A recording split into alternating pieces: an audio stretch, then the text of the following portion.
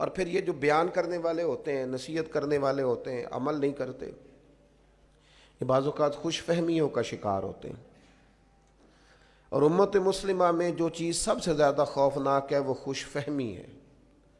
آپ کے ذمہ درجنوں حقوق العباد ہیں، اور بہت سارے لوگ شاکی ہیں، آپ کے ماں باپ ہیں، بہن بھائی ہیں، رشتہ دار ہیں، اہل خانہ ہیں، دوست احباب ہیں، سب شکوہ کر رہے ہیں اور دلیلیں پیش کر رہے ہیں کہ جناب میرے بھی حق ضائع کر دیے، میرے بھی حق ضائع کر دیے، میرے بھی۔ تو کس بندے نے کان میں آ کے بتایا کہ تیرے ذمہ سینکڑوں حقوق ہیں اور تیرا خیال ہے عمرے سے معاف ہو جائیں گے؟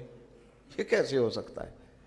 وہ حقوق العباد عمرے سے معاف نہیں ہوتے، وہ تو معافی مانگنے سے معاف ہوتے ہیں، وہ ادا کرنے سے معاف ہوتے ہیں۔ آپ کا خیال ہے کہ آپ عمرہ کر آئیں گے تو چھٹی ہو گئی تمام حقوق سے؟ وہ کیسے چھٹی ہو سکتی؟ آپ علیکم انفسکم، اپنی جان کی فکر کریں، آپ ان حقوق کو ادا کریں، ان ذمہ داریوں کا خیال کریں۔ آپ نے درجنوں لوگوں کا دل توڑا ہے اور آپ کا خیال ہے میں کثرت سے درود شریف پڑھوں گا تو معاف ہو جائے گا۔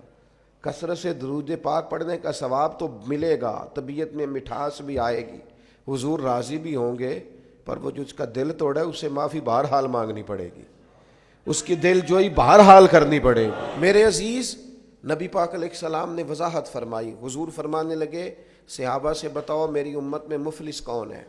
یا رسول اللہ صلی اللہ علیہ وسلم جس کے پاس پیسے نہ ہو وہ غریب ہے، مفلس ہے۔ تو حضور نے فرمایا میری امت میں تو مفلس وہ آدمی ہے جو قیامت کے دن پہاڑ کے برابر نیکیاں لے کے آئے گا، نماز، روزہ، حج، زکوٰۃ، صدقات، لیکن کریم فرماتے ہیں کسی کا اس نے دل توڑا ہوگا، کسی کو گالی دی ہوگی، کسی کو برا کہا ہوگا، نتیجہ یہ نکلے گا کہ اللہ تعالیٰ وہ ساری نیکیاں ان لوگوں کو دے دے گا جن کو تکلیفیں دیتا رہا۔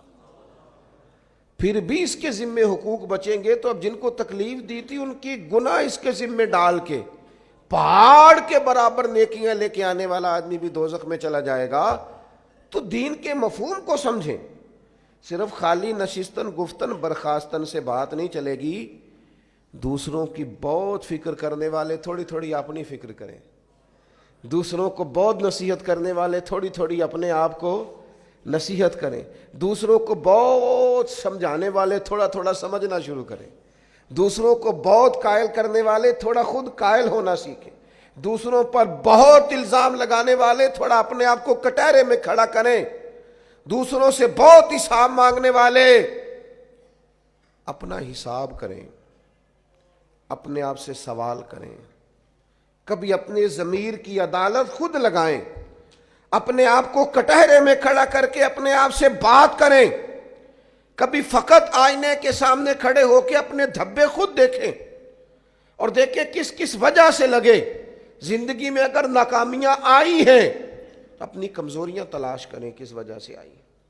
زندگی میں اگر اپنے روٹھ گئے ہیں تو تلاش کریں ہمارے اندر کمزوری کہاں سے آئی۔